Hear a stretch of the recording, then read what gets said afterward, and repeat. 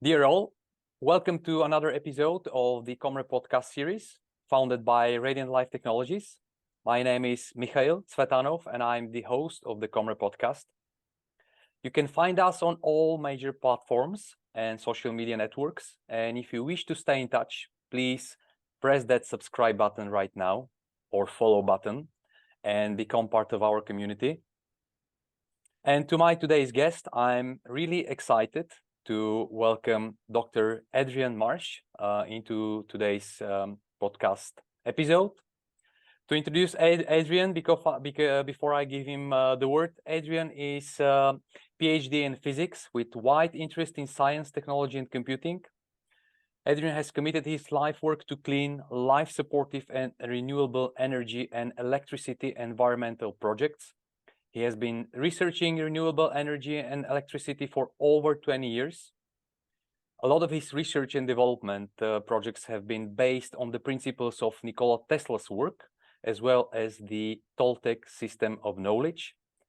And Adrian is Director of Technology at Radiant Life Technology and is co-inventor of the Delta Laser together with Théun, the founder of Radiant Life Technologies, something that later on became coMra therapy. We'll be talking with Adrian today about his work and research in the field of renewable energy. We'll touch upon his project of developing an electricity generator based on Nikola Tesla's work. We'll explore some of the major principles and systems Adrian's work and view of the world has been based on, like the Toltec System of Knowledge and New Science. And finally, we'll be visiting the invention of coMra therapy, as well as Adrian's work with the Foundation for Toltec Research. Adrian, finally, hello, welcome to the coMra podcast. How are you doing? Hello, Mikhail. Thank you. I'm looking forward to discussing with you. Very well, thank you. Perfect. So many exciting topics. I'm really looking forward to cover them all because I'm really curious to look deeper into your work and into your projects and actually your scientific and technological journey as such. So if I start with my first question and jump right away into the deep waters, Adrian, what is one and the most fascinating thing about technology that has kept you or kept fueling your love and passion for science and technology during your whole life?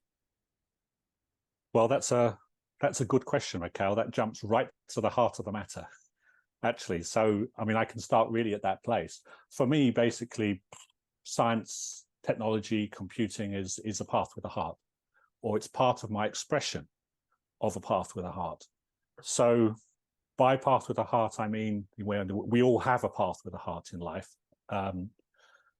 If we find that, it's something that makes our heart sing.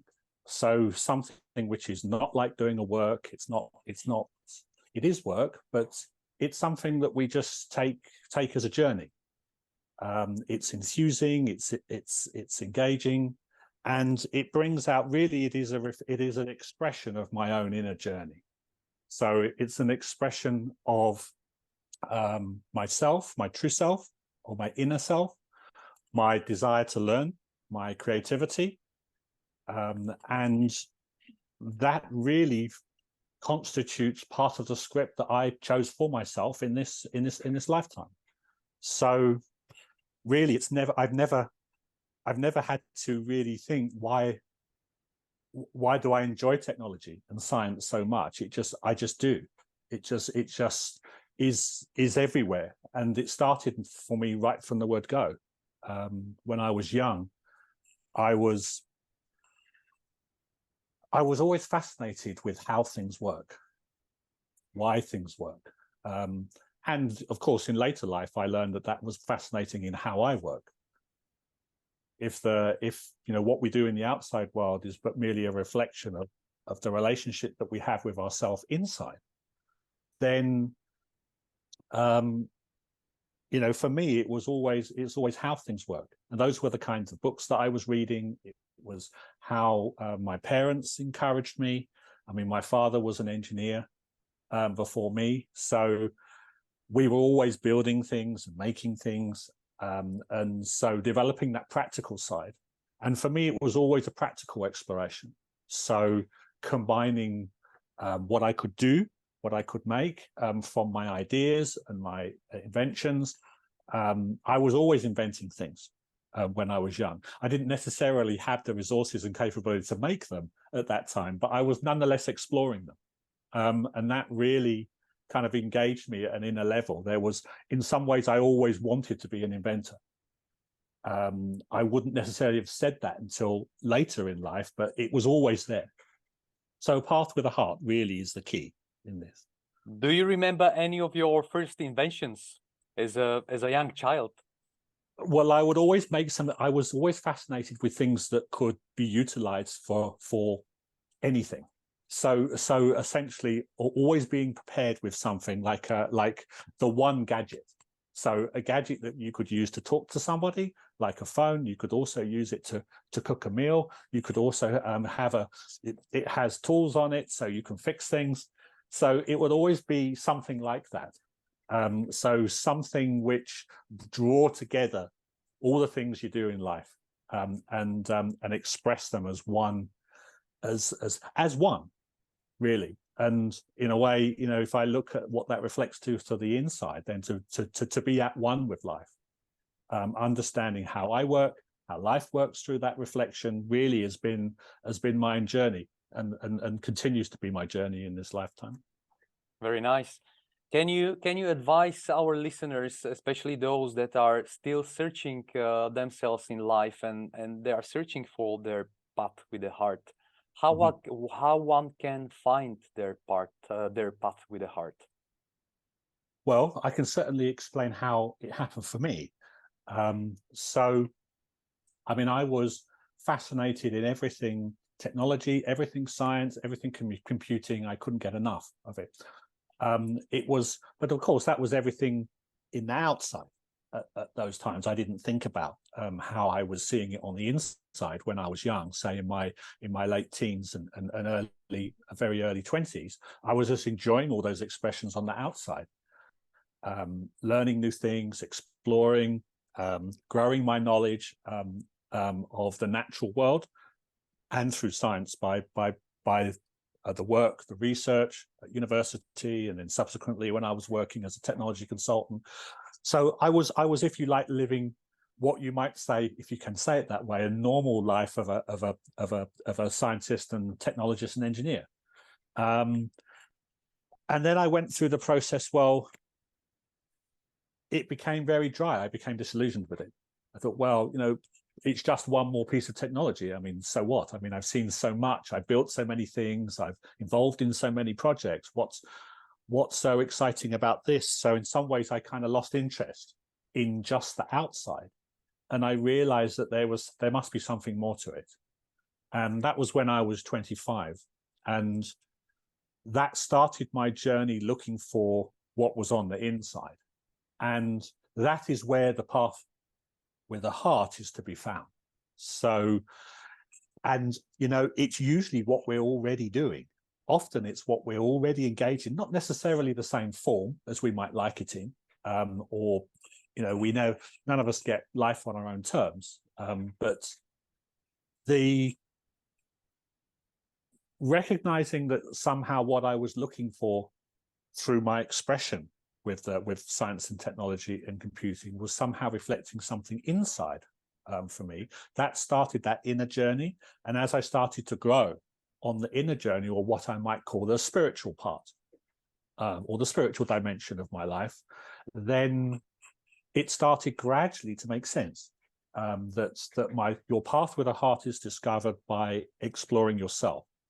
And when the self expresses, or the inner self, which is called many things. I mean, people sometimes call that true self, or the authentic self, or the soul, or the indwelling being. There are lots of names for essentially, but from the Toltec System of Knowledge, just the self with a capital S. So in other words, our true inner being that really is going to lead you to your sense of purpose, what you're here to learn, and then to express those things that are most important to you in the relationships in your life. So really, walking and expressing a path with a heart is synonymous with the journey of learning about oneself.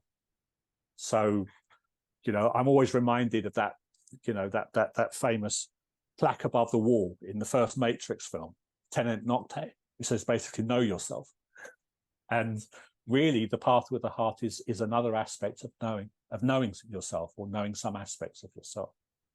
So I believe everybody has path with the heart. Everybody has something which they are bringing as an expression into life, interacting with life.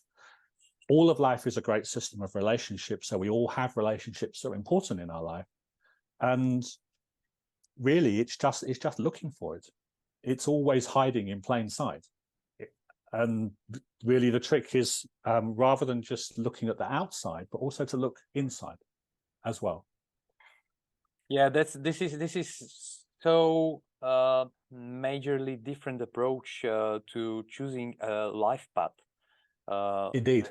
From what we are used to, and how actually we have been led, by society, let's say, because usually when one finishes a school and they are choosing, let's say, university and their future profession, there are a lot of elements like what would be financially viable, what will support you in life and help you build a family, and so on, which are all correct and valid. They're all important, yes. Important things. But many people actually tend to forget and to not, or to ignore, their inner voice, and that's the time when a lot of people actually leave their so-called life dreams behind. And not that the life dreams could not be illusions as well, but a lot of these life dreams could actually be this real path with the heart, which people leave behind for building a decent life. Absolutely, Mikhail. I mean, it is really a shift of focus. So, I mean, all of the things that you said are important in life. Setting up our life, how we work with relationships, every situation that we come across, the way we plan for our life is incredibly important. It's just important to add how we feel about that on the inside as well. So in other words, life is not just happening to us on the outside. It is a journey that we are taking. It's a journey that we are creating through our perception, through the meaning that we make day by day of life. It's so easy to ignore that. I mean, it goes on for all of us all of the time. We only have to take note of it. And then suddenly a flip takes place and it becomes a rich and expressive journey when you start seeing and everything starts to come into synchronicity. You asked me what was the most important thing that's kept me interested in science and technology. It's always about, for me, if I go on from a path with a heart, it's about coherence. So coherence has permeated all of the work that I've done, all the projects, all the areas, they're all coupled together with the idea of coherence. So that is being in sync, in synchronicity, that somehow things are interconnected. And it wasn't until later, of course, that I learned, well, there is only one life. We are all interrelated, interconnected, and interdependent with each other. And starting to work with that is, I think, really what has brought sense to my purpose and sense to what that expression is with science and technology. Adrian, what you have been explaining about the interconnectedness of life and knowing you as a scientist and technologist gives me an insight now into what I wanted to ask you is a next question. It is actually about what is the meaning of life supportive technology, because I've picked up in your work and in your presentations that this is a term that you use quite often. And I also touched upon on this term and expression with Arjan Surezakov in our previous interview in the first episode of the coMra podcast series. And I got his view and explanation, and I wanted to ask you as well, how do you understand life supportive technology? How would you explain it to someone that hasn't heard the term? What is life supportive technology? Well, I mean, to really understand what's life supportive, we have to look at both sides. So we need to look at what is, and if we put the technology aside for a moment and just look at life supportive, it is what is supportive to the process of the growth of life and the unfoldment of what we would call, say, the awareness of life. And that's, on the other side, is life destructive. So we can have life destructive actions and events and things that go on, and life supportive things as well. So one of those, you are encouraging life to grow, working with the process of life so it grows and expands. The other, of course, also speaks for itself. It's when life destructive, you're actually destroying things in life. And in actual fact, you must have both. So the one life must have both of those experiences in it. But obviously we can't, not everything, if things get out of balance, everything can't be life destructive, otherwise there won't be any life left. So so that allows us to understand the life supportive side. So the life supportive things, we are working with the process of life. We're in synchronicity with it. We're in harmony with the natural order and natural processes going on. And it is, if we take, for example, our relationships, we can take any relationship. A life supportive relationship is one where, say, both people feel that they are growing. So the relationship is somehow supporting them or assisting them to be able to grow in themselves, in their life, in their expression, creativity, even through what you do, through work, through pleasure, through family. So the life supportive side, a relationship is where everybody wins, everybody gets what they need in that relationship, and it brings about natural growth of the system.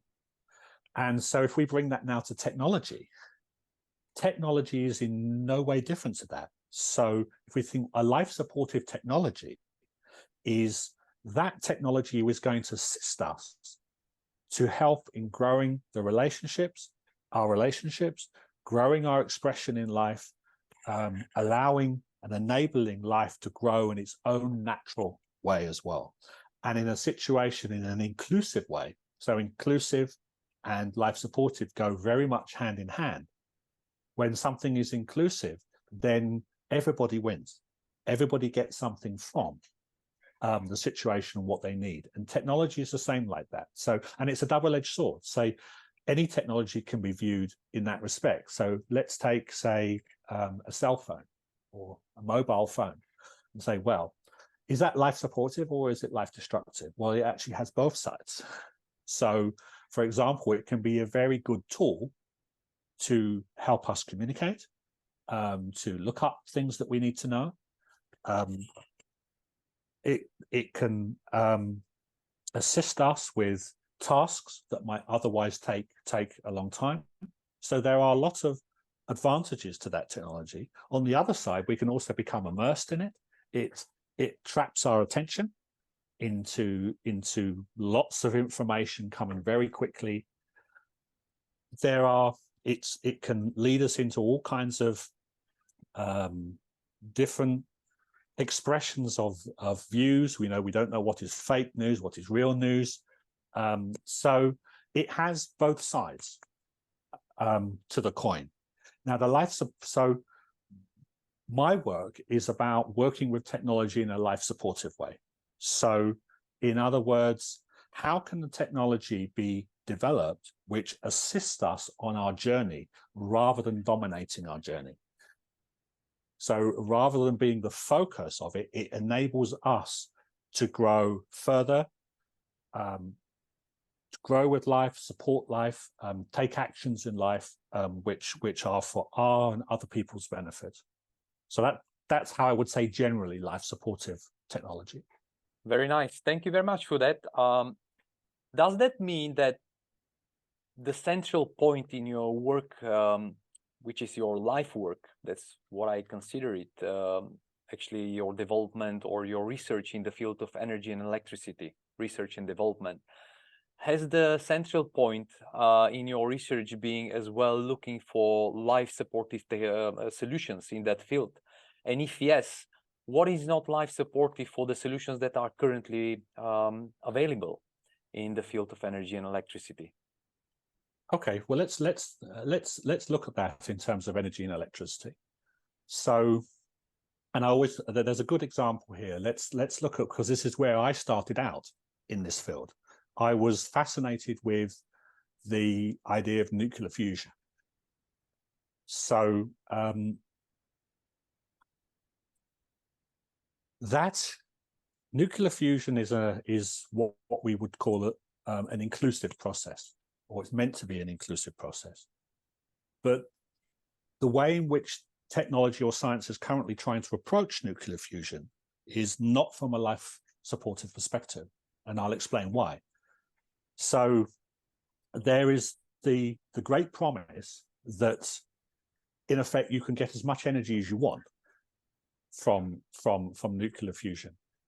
And that's nuclear fusion, just for those who are not aware, is the drawing together of two atoms in their smallest form to form a larger atom, and in the process it gives out a lot of energy. So it's how the sun works, for example, or the physical sun works. Now, the way that we're approaching that in science, conventional science, is you take two atoms and you force them together as hard as you can using high power lasers, large magnetic fields. All of these kinds of things are designed to take atoms and pack them down, force them all together. So force them to fuse together. And the problems that science has thus far found is that it takes an awful lot of energy to force the atoms together. And after a while, well, they don't want to stay together. So it's not sustainable. Now let's look at that from the other side. Let's look at how could that be in terms of a life supportive technology? Well, so if we go back and look at the Toltec System of Knowledge, we're going to draw on also to see this. But fusion is an inclusive process. So it is about drawing together. So if you want to encourage true fusion, and you could take this as a relationship, because we are talking about the relationship between the atoms. And remember, I already said that really the whole of the one life is a system of relationships. So much better for a technology to encourage those atoms, if I say it colloquially, to get to know each other, come together, and start drawing together of their own accord. Because that would be an inclusive, life-supportive approach for the atoms, because obviously there is a spark of the spirit in every atom. So we need to treat those atoms as alive. So as they draw together, so the process of fusion naturally takes place, and energy is liberated as a result of the cooperation, or shall I say intelligent cooperation, that goes on between those atoms. And the atoms want to stay together. I mean, if we take the analogy of a relationship, when a relationship is working well with a person, a friend maybe, or a spouse or something like that, we actually want to spend more time. We want to be with that person. We want to be around them. We want to interact more. So the relationships that go on with atoms at the microcosm is no different to the principles behind the relationships that go on between us as people. So it's that I mean in terms of life supportive.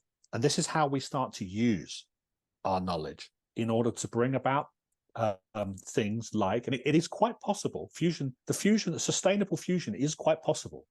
Mm-hmm. It's not something which is out of our reach, but it requires us to come with the level of awareness and the level of understanding and the right place, the inclusive place, where we develop technologies that start assisting the process of intelligent cooperation in any system that you're working with. Then the fusion will take place, and it involves the operator of that technology and the system that technology is in. So that is what I mean by a life-supportive technology. It's looking for principles and the research for those is looking for principles and processes which assist us in being able to create those kinds of technologies.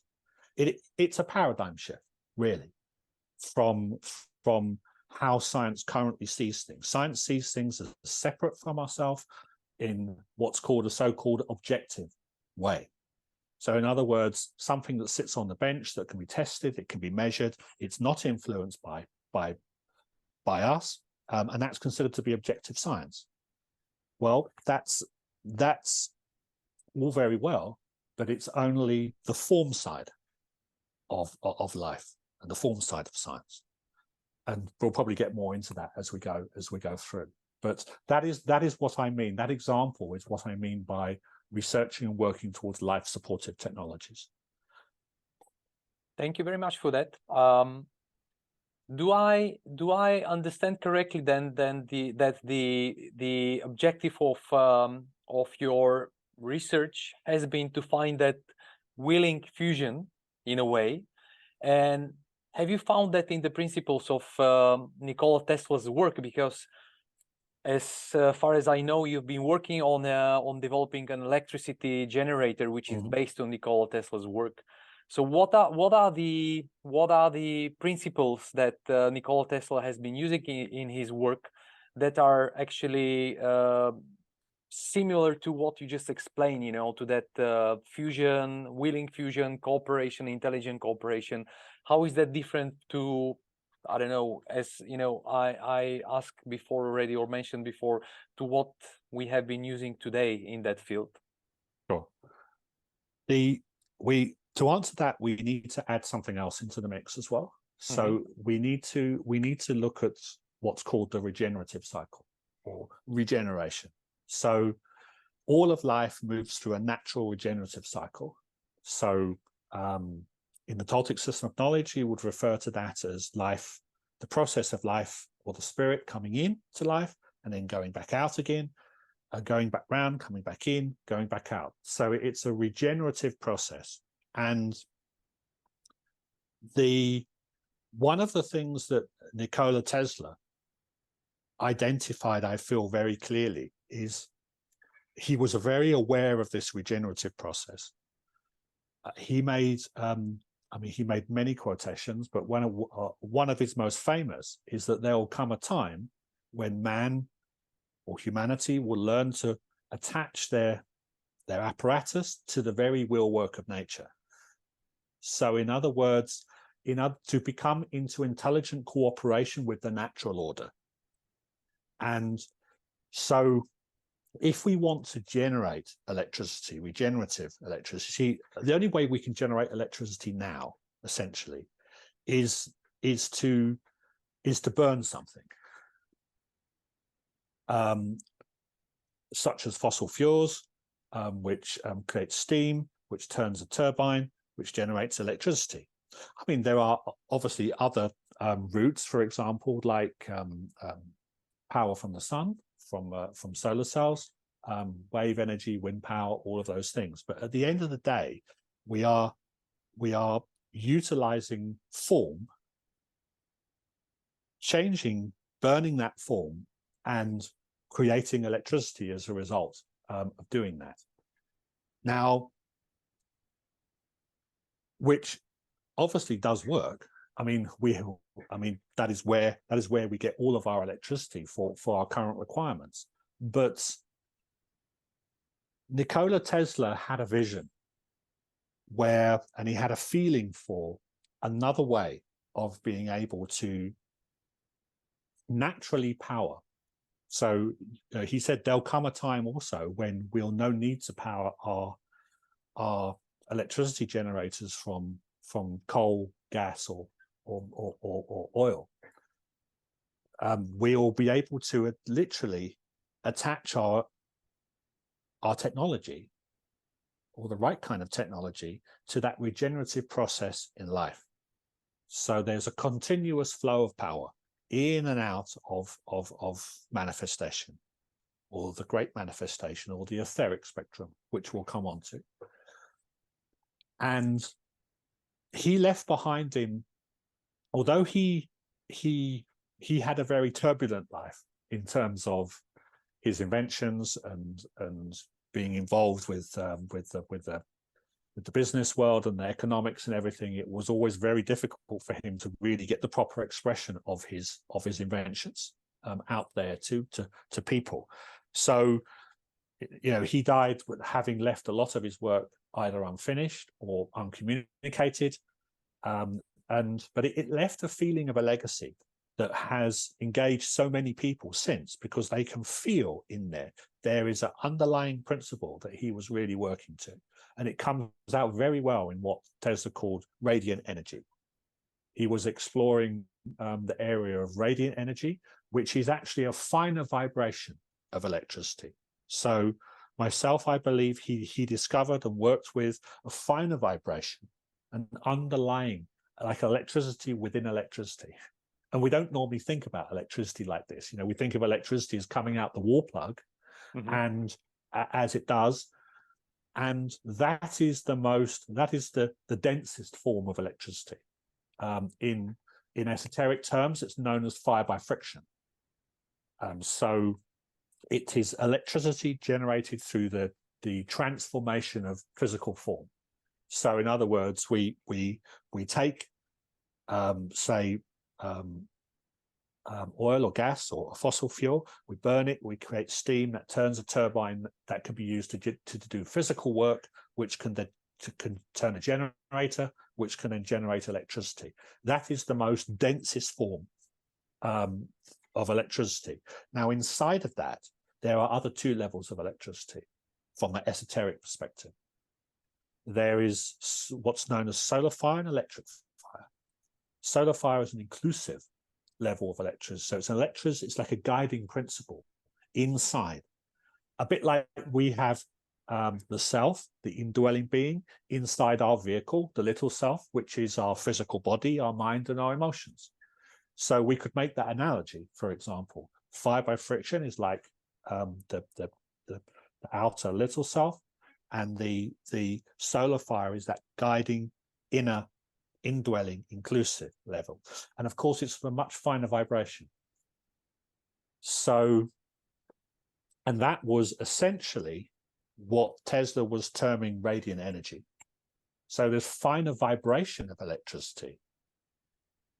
He called all the emission from that, he called radiant energy. And although he wrote little of this down, I feel that he did a lot of work on this. It just wasn't the time. A century ago, it just wasn't time for these things to come out in the way that we need them now. Often that is the case. Something can be discovered, or a visionary or inventor or futurist comes across or calls forth knowledge, which is fundamental in terms of being able to implement something new. But it just comes out for that person as part of their journey in life. It's not necessarily time for it to be part of the bigger picture. And I think that was the case with Nikola Tesla.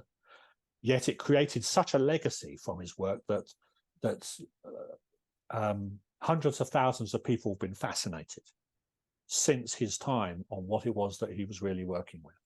And it's only since I embarked on joining science and technology, or what I thought was science and technology, with what is the new science, then I really started to get a sense for what this is all about. So in other words, combining it with my own personal spiritual journey on the one side, the esoteric, metaphysical, whatever you want to call it, and the journey with science, technology, and computing.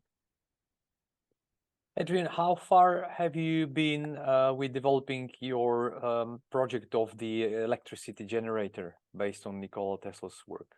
Well, the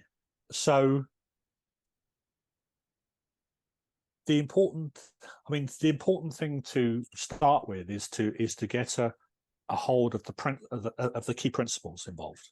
Mm-hmm. So I reached a stage where I've been doing this Tesla research now for over 20 years, and so much of that is preparation. You following a feeling, doing experiments, building apparatus, learning how things work, because it's very technologically intensive work as well. You need quite a lot of science and engineering understanding to really get deep into these things, to actually make them and experiment with them, and to know what kind of results they're giving you. So if I look at my 20 years, I spent a lot of time learning how to build these things, understanding their principles, and really gradually moving towards where I wanted to get to with it, which was basically exploring what I called forth as my own inner knowledge with it. So this is something important that I want to come on to. It's how we invent something, because it's not what people normally think is the process of invention. And so for me, I've learned it to be very much, you call forth the knowledge that you need from life by your participation with life and the journey that you take with life. And that's been exactly the same with me. So after 20 years of exploring Tesla's work, what I felt I was starting to do is have enough knowledge that I can then start to call forth, and in conjunction with the people that I'm working with, the necessary guidance to be able to make the paradigm shifts in terms of understanding the principles and then implementing those into some piece of apparatus. Because remember, the apparatus is only essentially the product of my own intent or my own focus on what it is that I'm doing. So invention is about calling forth guidance from life. Mm-hmm. We call that sometimes inspiration or insight or a gut feel. We're all familiar with that, with having those light bulb moments from time to time. But those are something what I think is less well understood is we actually call those forth. So in other words, by setting our intent, working on what's important, placing our focus, we are actually encouraging that guidance. We are calling, if you like, calling for that guidance to come to us. And from the unknown. Of course, I mean, the spirit, if we can say it that way, the spirit keeps its own timetable of how it's going to do things. So we work on the basis of wanting to call forth the necessary guidance needed in order to take the key steps, without necessarily knowing when that will come or how it will come or if it's time. So the paradigm shifts come as a result of intuition or inner insight or inspiration. And that's how I found every single thing that I've invented has come that way. It's come through a flash of inspiration or a dream or a vision or something like that. Otherwise, I wouldn't have known how to build those things. I couldn't have sat down. There's nothing that I could have explored in life that would have necessarily made me make that unknown shift. And suddenly I've worked it out. I couldn't have sat down and worked out how to do it from what I already know. It was always inner guidance that came from the unknown, which has allowed me to invent the things that we're talking about. And you asked where I've got to so far with the Tesla energy. So I have several of the key underlying principles of how it's supposed to work. So in other words, how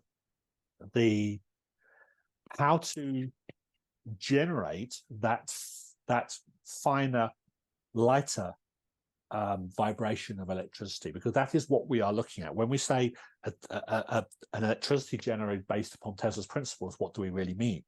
Well, we mean, for example, a generator that's capable of generating radiant energy in his language directly, or in my language, that would be a life-supportive, inclusive, finer vibration of electricity. And so I have experiments that demonstrate that. So that is where that research is currently at. We can demonstrate some of those effects, but also we don't have all the keys yet. So not all the principles are currently understood. There are a set of principles which are needed, and I'm not just talking about me, I'm talking about everybody. So not all of those principles have yet been called forth from the unknown. So we don't all have. So that is why, for example, this has been going on for 100 years, and we haven't. If it were straightforward, I mean, if I look at how scientific research was going in electricity in the last paradigm shift, which would have been the early 20th century, in that region where science was going through a revolution of discoveries, things like that was when it was formulating things like quantum mechanics, electromagnetism was getting reformulated. All of those things were really taken forward. Those electrical experimenters did really, really wacky stuff. I mean, when you look back in history and you look at some of the apparatus that they built, they were actually way ahead of where we are now. So if it were as straightforward as that, they would have discovered it then, except for one thing, that those principles, the fundamental principles, had not yet been called forth. Life wasn't ready for those. I mean, for example, imagine, Mikhail, for example, the magnitude of this for humanity. At the moment, the world is crying out for energy. I mean, the world is desperate for energy from wherever it can get it. The amount that we are consuming, the amount of resources that are being used now is always calling for more and more energy. But if we had a limitless supply of energy now, inclusive energy, what would we do with it? What would humanity use that for? Simply to make more Hoovers or cars, to make more money. So what I mean by that is that calling forth life's fundamental principles goes with a raising of level of awareness. So we have to look at where we are at in humanity collectively, level of awareness. That's all our combined awareness together. And we have to say, is our level of awareness sufficient yet to call forth all of the principles necessary for a new and inclusive and light form of electricity? And I would say at the moment we're not there. We're working towards it, and it's important. It's important that we do work towards it, because otherwise we never set the process of actually wanting to evolve towards that. So the intent is important, the work is important, people have to pioneer it. Whether or not we will be able to materialize that in my lifetime or our lifetime remains to be seen. It depends on how humanity evolves its awareness in these challenges that it faces at this time. I know we've gone into somewhat of a bigger area, but yeah, well, that's I mean, that's the interrelation, of everything which life consists of that you were talking about. Now I can see that very, very clearly, and I understand your thought, because with whatever new invention, there comes a lot of responsibility as well. And I can see the intelligence of life by, like keeping a line between what we have been allowed to discover and what we have not been aligned. And in a certain level, we have been allowed to discover a lot of things, maybe too much. But this is also our opportunity to learn and to grow, isn't it? because absolutely, and it's not too much. We call forth what we called forth. yeah, exactly. Now we have to learn. Now we have to learn to be responsible with it. So, yeah, I agree fully. Because it's, you know, there is this another term that has been used quite a lot, and it is connected to the Toltec system of knowledge as well, to which I want to touch as well upon with you, that we are in an age when humanity has come of age. It means we are now fully responsible for what we do in our life on this earth. And this is where we have been given much more than at some point probably we are actually able to handle, but that's the way how life treats us as an adults, and the way how life gives us the opportunity to learn from our mistakes as well. And that's amazing to see. And as well, it requires a certain level of humility in terms of just understanding that there is a, first of all, learning process, and second of all, there is the right time for everything. And we just cannot insist and cry out like little babies that we are not given what we just feel we need right now, and we should have it right now.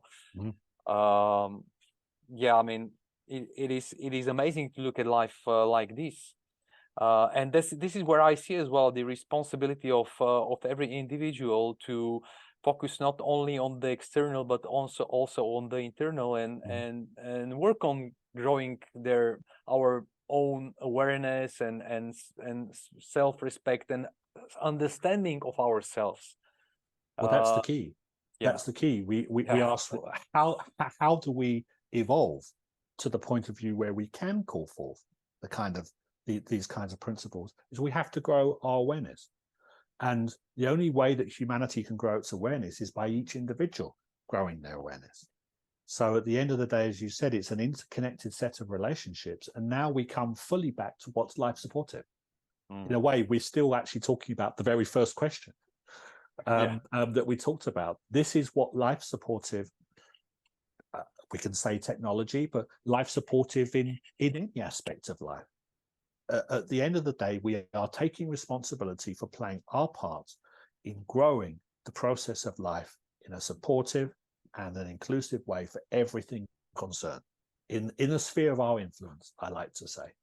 And that was what Théun specifically taught us, is how to, in the Toltec teachings, is how to live an impeccable life responsibly, growing our awareness according to our script and what it is that we need to each do in this life. And if we keep doing that, and if everybody just does a little of that, the level of awareness will grow so much. And then we can start calling forth some of these finer vibrations that of which radiant energy is simply Tesla's way of expressing that finer inclusive level of electricity, or that for. And if you look at the Toltec system of knowledge, the dreaming symbol or the symbol for electricity is the spirit. So you are working right at the core. If you want to call forth the spirit into your life at a finer level, so then you need to do the work for it. And what more can I say? I mean, that is life supportive at the end of the day. Adrian, I feel we need to take a little detour here, because you mentioned Théun, Théun Marsh. You've been mentioning quite often throughout our discussion the Toltec system of knowledge. Yes. And I feel that it's the right time to a little bit speak about these topics, just for those of the listeners and viewers who are not versed into Toltec system of knowledge. They don't know who Théun Marsh is. Can you elaborate a little bit, give them some introduction, so that they get on the same page where we are in terms of understanding better what we have been talking about? Sure. It kind of seems topical as well, Mikhail, because it was only recently that I gave a presentation on the Toltec system of knowledge at the Energy, Science and Technology Conference in the United States in July. So it is, I think, something which is gradually working its way out to more people now. but Toltec simply means man or woman of knowledge. And it doesn't come with any of the human constructions that we might see. It's the independence of race, gender, religion, all of those things. It's just a man or woman of knowledge. And by knowledge, we mean inner knowledge, knowledge of the self or the inner being with each of us has, the inner intelligence that each of us has that we've been talking about so far. And I first came into contact with this through the works of Carlos Castaneda, actually. So right back in my mid-20s, I was looking for, as I said, I went through a period of disillusionment where I was looking for something more than what my life was on the outside.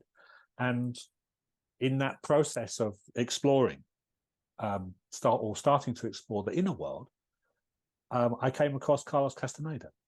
And the teachings of Don Juan, or what I didn't know was the Toltec teachings, but so fascinated me that when I read all of his books, got to the end of it, I had a strong feeling this is for me, but not in that form. I wasn't particularly attracted to the drama and the adventure of Carlos Castaneda's books, although they make a good read. That something resonated me at a deeper level. And it was after that very quickly that I found Théun Marsh's work, the Return of the Warriors, which is all about the Toltec teachings, and his subsequent books on from that. It was only the few months later that I wrote to him. I went to meet him in South Africa, and we embarked on a personal apprenticeship with him, which in the end spanned 12 years until his death. And that was really the inner journey for me. So it was the personal development journey of the Toltec teachings is known as the warrior's path. And that was really where when I found that, I kind of stopped searching I didn't need to search anymore for how I was going to find out about myself, how I was going to express myself, get to know my true self or my inner self or the self. And I started working through the Toltec teachings, both through what Théun had written. Théun Marsh was a Toltec himself, so it was also a great benefit to have that first-hand experience, that first-hand training. But I was also working with the books. There were groups and retreats going on at that time, and really that was my spiritual journey. And it continues to be. And it's very difficult to explain what that journey is really about. It's personal to every person, but at the end of the day, the whole point of the warrior's path, or any other spiritual journey for that matter, the one life is like a diamond. There are many facets to the diamond, and in effect, for a true personal learning path, all roads lead to Rome. I mean, they have different exercises, different practices, different ways of doing things, different terminologies, but essentially each of those journeys leads you to one place. It leads you to a relationship with yourself. And we say, well, what self is that? Well, with the inner self.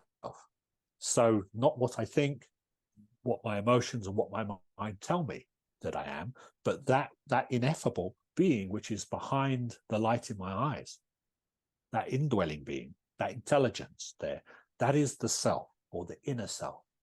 And that is where the intelligent cooperation becomes so rich.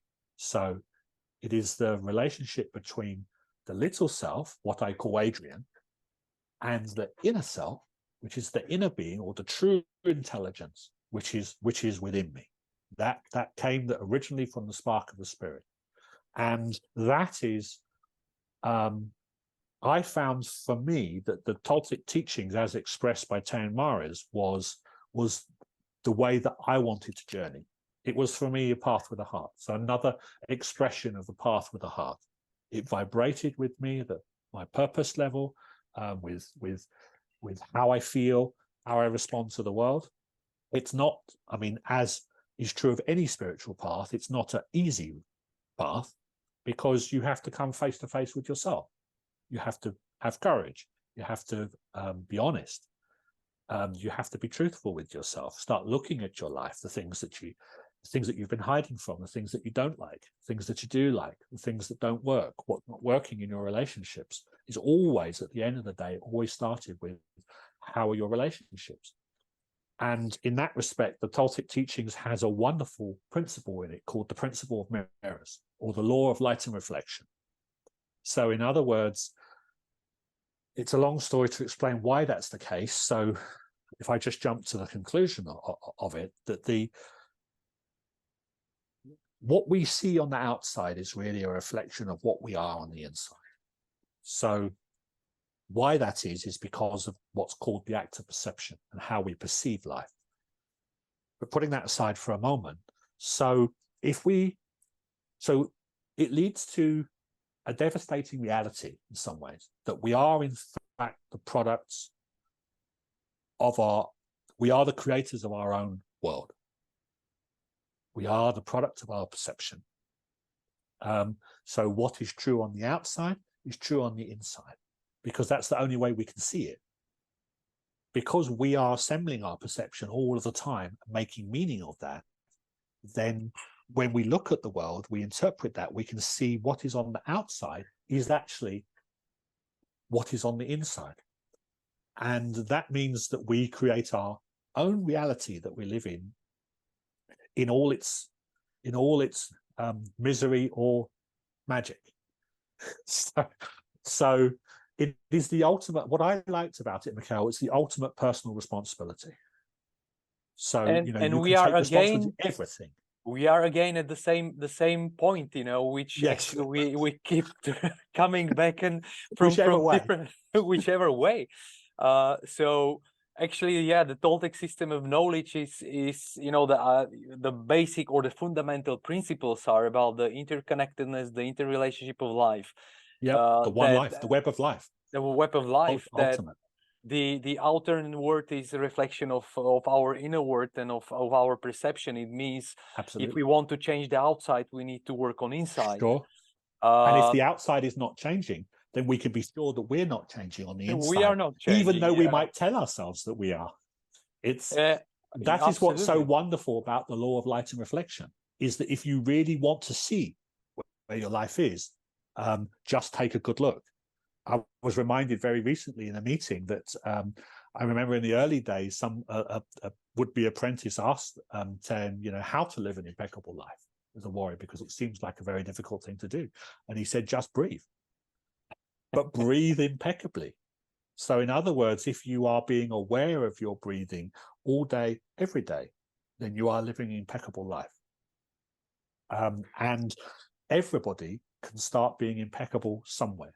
So impeccable just means doing the best that you can with the knowledge that you have. And everybody has the ability to be impeccable somewhere in some aspect of their life, however small.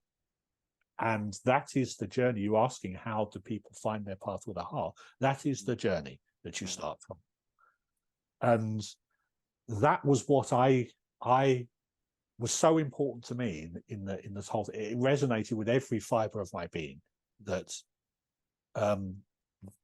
that journey of personal responsibility, personal growth, and learning to gain a better relationship with myself and hence with the world around me. And you asked about the Toltec system of knowledge. Well, how is that different from the Toltec teachings that Théun wrote down? Well, it's not. There is only one Toltec knowledge, and it's not, and it doesn't belong to the Toltecs. I mean, that was something that they simply discovered.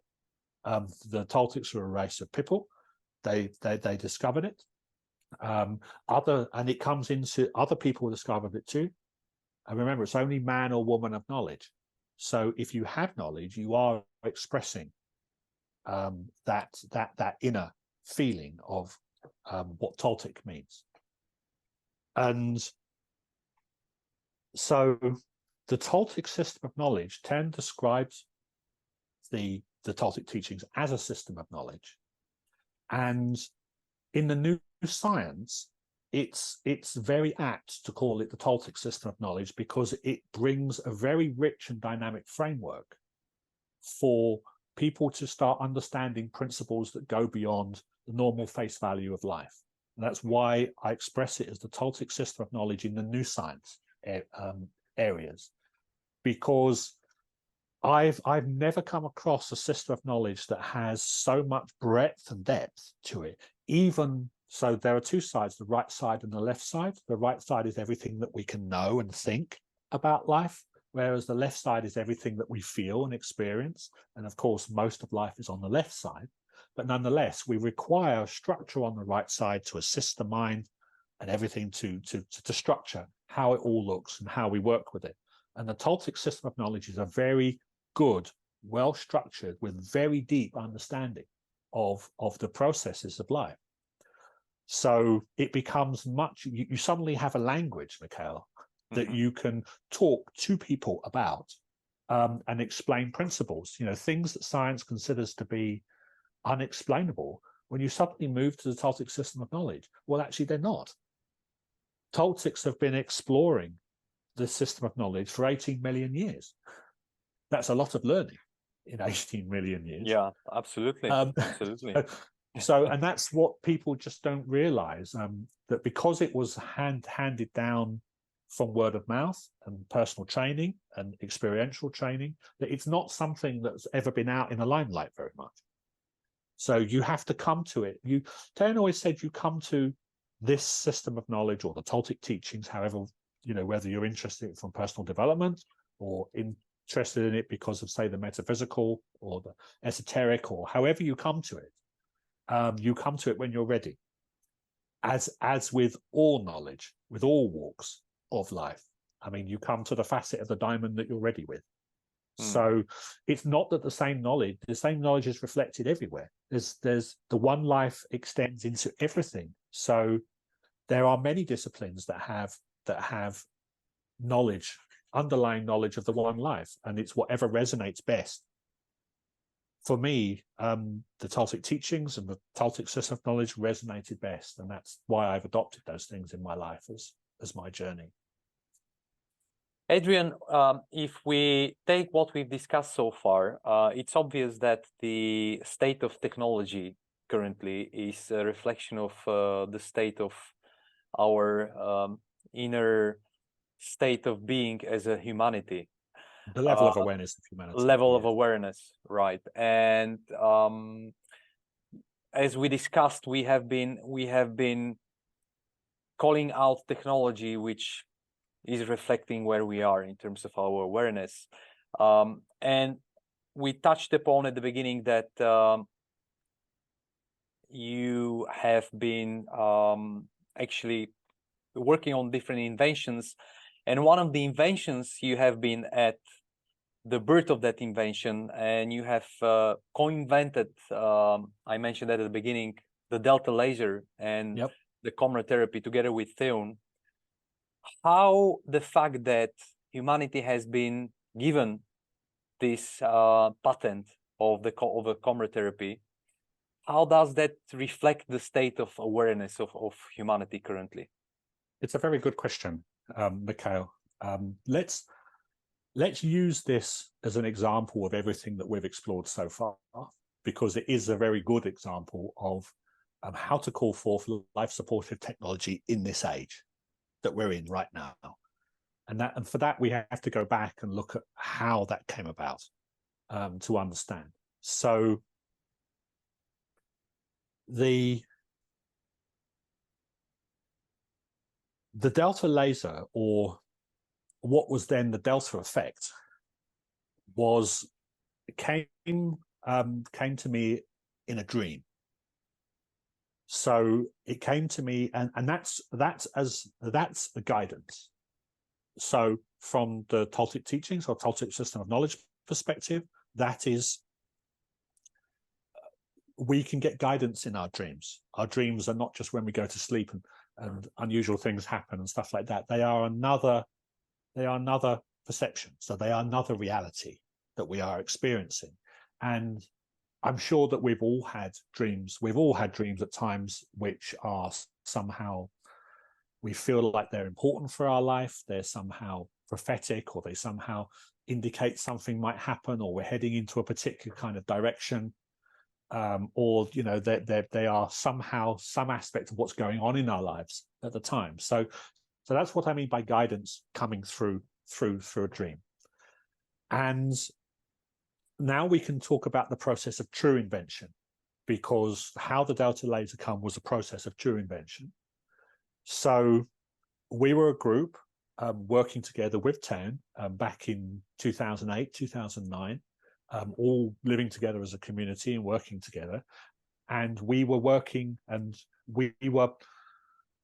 several projects in terms of as collective endeavors. So in other words, part of that work we were doing at the time is learning how to work together, how to be together, to work more inclusively as one group.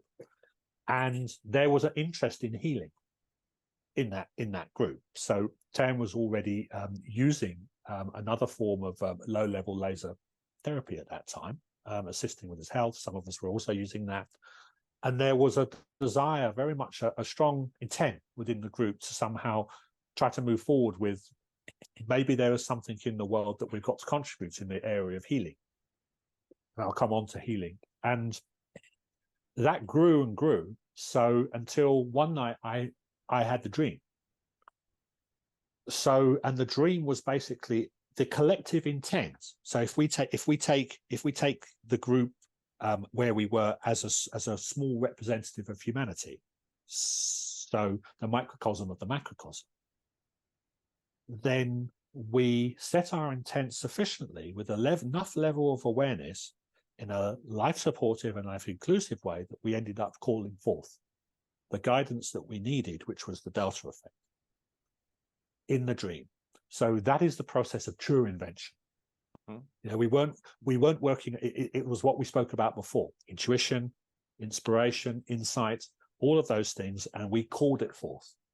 So we created the necessary space, the necessary energetic gap for those principles to be given us. And it's like, it's an amazing experience, because you are in effect receiving it was a complete package.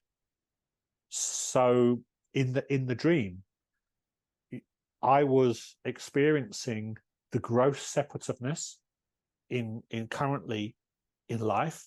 Separativeness is we talk about life supportive. Separativeness is on the life destructive side. Is basically it's all of those things that we know very commonly: discrimination, judgment, against, all of those things which essentially separate from a negative perspective. The process of separation is natural in life, but when it becomes separative, it basically becomes life destructive.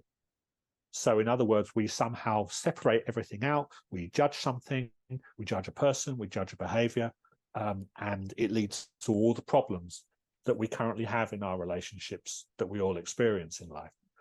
So in the dream, the whole world was burning.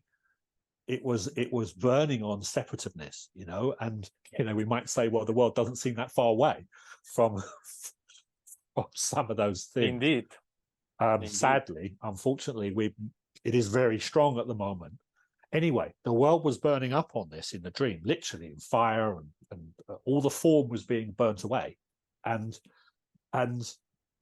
in the dream, after all that burnt down just to the ashes, the fire went away, and out of that basically rose this symbolically, how to describe it? It was essentially the delta laser, but kind of moving in awareness. So all the triangles rotating and in the circle with the white Christ light in the center, the colors rotating around it, and the binding field. And I'll come on to those things in the delta laser in a minute. But the whole delta effect there was shining out from the Christ light in the center, or the white light of the spirit. We call it the Christ light. And in that kind of evolved, it was there. And people started being drawn to it. So, and people were kind of, it's not that they were healed, because you can't be healed. You are, but they started the process of the work of walking towards the spirit or the Christ light in the center of the delta effect, by whatever means was available to them.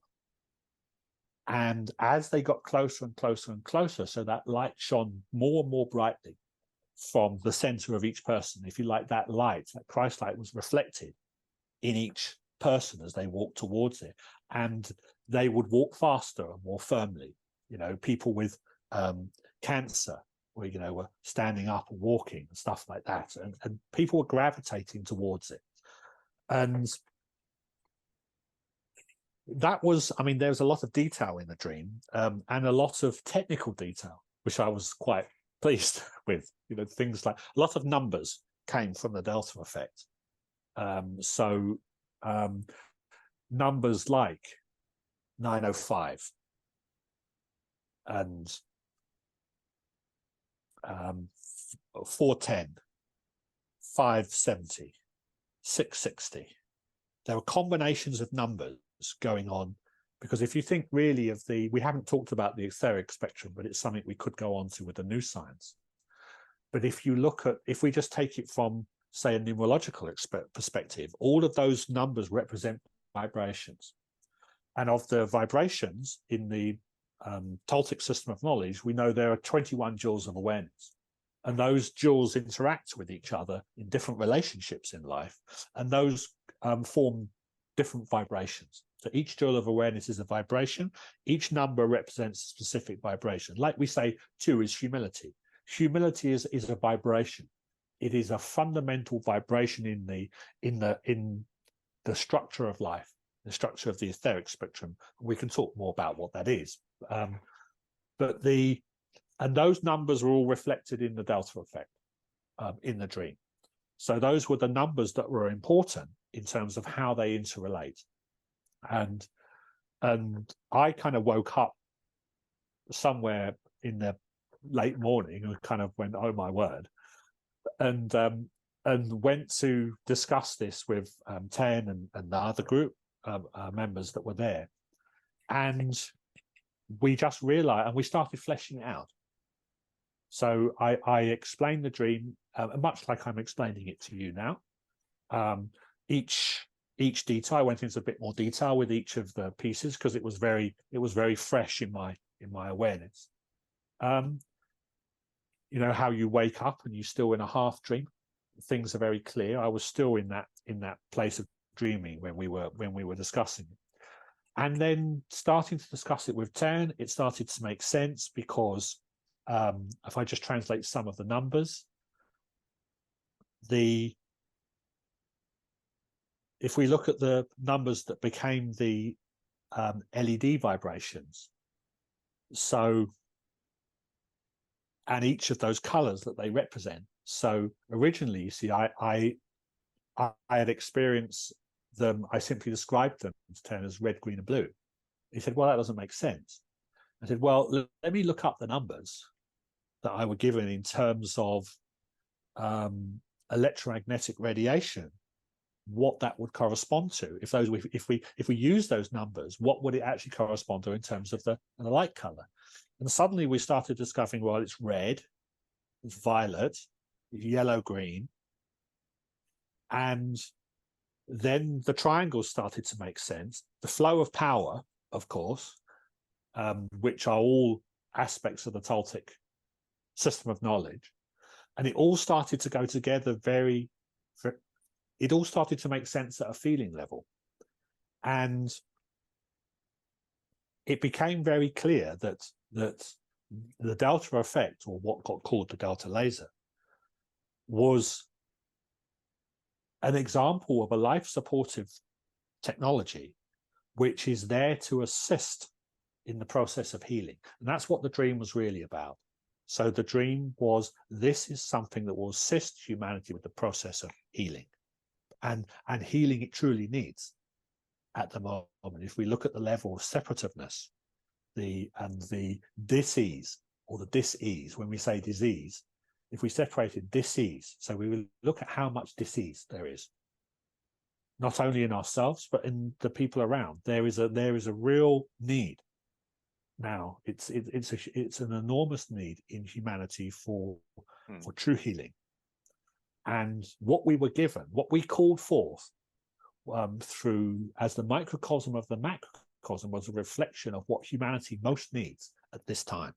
And what humanity most needs to do is heal itself from the separativeness and the dis-ease which is tearing everything apart at the moment in life. And that was what we called forth. So we called forth what is needed, both for ourselves, because we are part of that equation as well. And so if we can take that as an example of the of how it reflects into the macrocosm, the process of people wanting to be able to learn how to work with the process of healing. What can each person do inside of themselves in order to bring about a process of healing? In other words, how can they move forward? It goes right back to your first question. The answer to your first question is, how do you find your path with a heart? The only way to find your path with a heart, and so have that joyous and that full and rewarding life, that experience of life, is basically to learn about yourself, to heal the disease wherever we have it, because we all have it at some level. We are all part of the one challenge in life. And that was essentially what we called forth. And that all happened in a day. I mean, obviously we were preparing for that beforehand. The collective intent that the group pulled together essentially pulled that knowledge through as a step that the spirit was taking in the age that we're in towards a more inclusive and a more group conscious way of working. That is the purpose that we're all busy trying to support at this time. And we worked out the details. So the reason the dream came to me is because I was in the best technological situation to be able to translate the dream into real world technology. I mean, that was my path of the heart after all. So, how to take those different radiances, and put them together technically with all the transducers and everything, and how that would essentially become the delta laser, which would then lead on to a bigger area, which was coMra therapy was born from that, which is the application of the delta effect, and all the richness and all the diversity that goes with that. So that was the beginning. And what's really good about this example is an example of true invention. This is how true invention takes place. You don't have to sit there and try and work out the details, and you are guided. If you call it forth, you are guided the necessary principles, and if you treat that impeccably and put it together impeccably, then it will accomplish what the original vision was all about. And that is what the delta laser and the coMra, now coMra therapy, has demonstrated. It also leads to an interesting point, Mikhail, that we need to mention here, because this is so often comes up, is people say, well, it has one type of effect for one person and another type of effect for another. Well, of course, because it is assisting the inner being with its process of healing wherever the person is at. So each of us are at different places. We're on our own journey with our own needs, and the delta laser is going to assist with that process. In other words, what you call forth, it creates, technically speaking, in the etheric spectrum, it creates a point of tension. It opens the unknown within aspect of your being. And in opening the unknown, it enables you to pull whatever you need through the unknown according to your current level of awareness and your script, and where you are currently at on your journey. So for each person, some people, the impact is very small. For others, the impact is enormous. It simply reflects what it is that you need, what the being needs at this time in order to progress with the script. And by the script, I mean what each of us have come to learn this time around. Amazing approach, and what an intelligent cooperation with the entire network of life, and yeah, I mean it's a completely different look at what healing is and how healing should be approached, and it's amazing. I just wanted to say as well here, to use the opportunity and to share that if our listeners are interested to hear more about coMra therapy and just to see the practical implications of coMra therapy, because at the end of the day, coMra therapy is applied through a couple of different devices which are used for coMra therapy, and there is a very practical advice and way how to implement coMra therapy in the daily life of any person. You can visit the coMra-therapy.com webpage, where all the details about coMra therapy are, and you can research more on actually what Adrian has been sharing with us right now.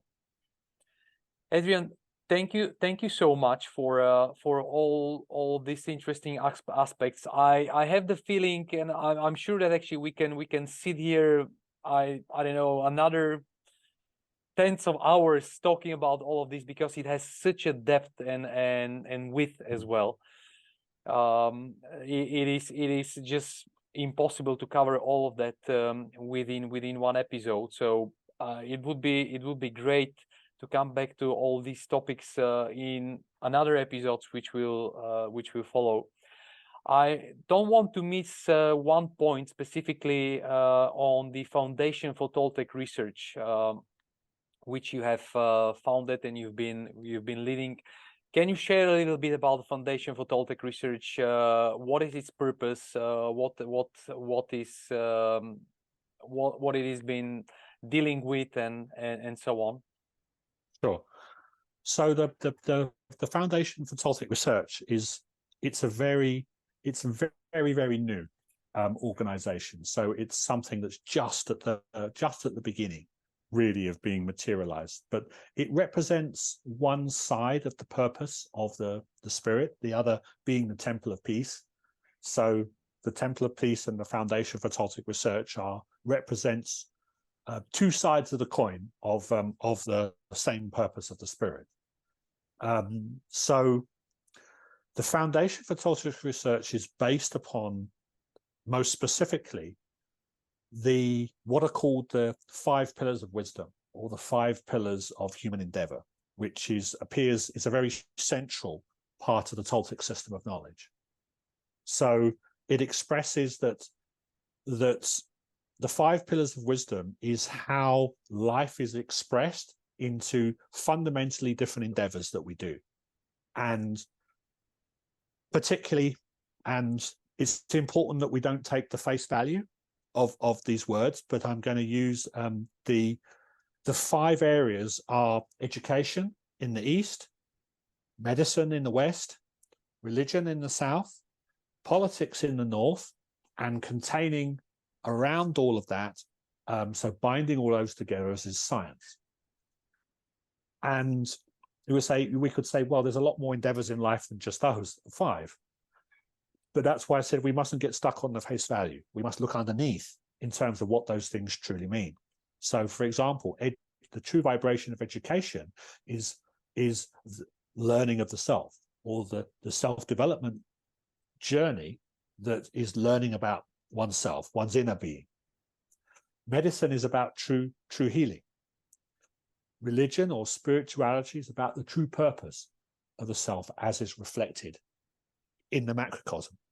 Politics is really about the use and flow of power, how we handle personal power, the self. And science containing around is the quest for knowledge. So based on that,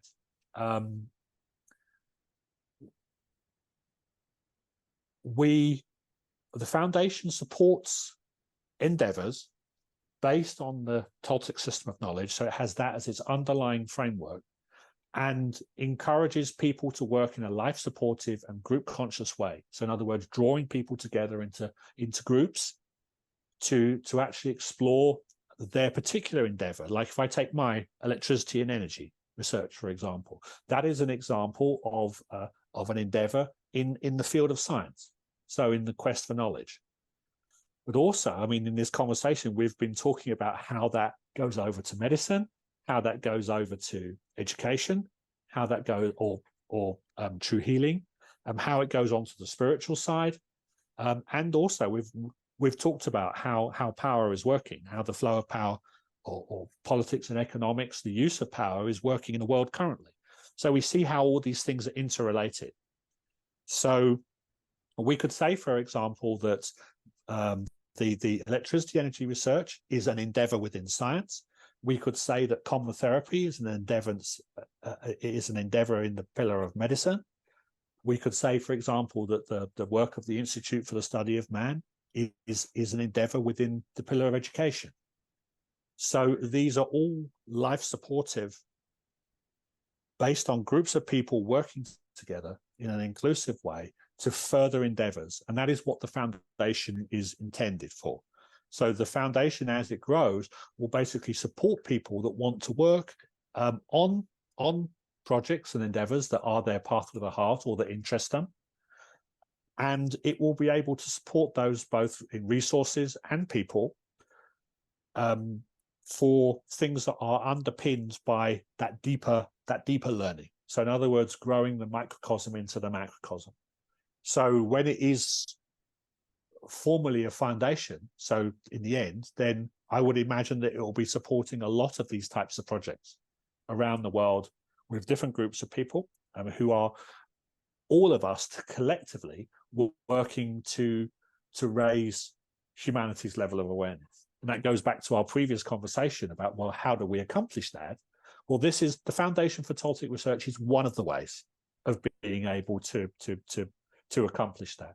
So drawing together people that are particularly interested in how they work on these endeavors beyond the face value, and working and supported by ultimately the Toltec System of Knowledge underneath.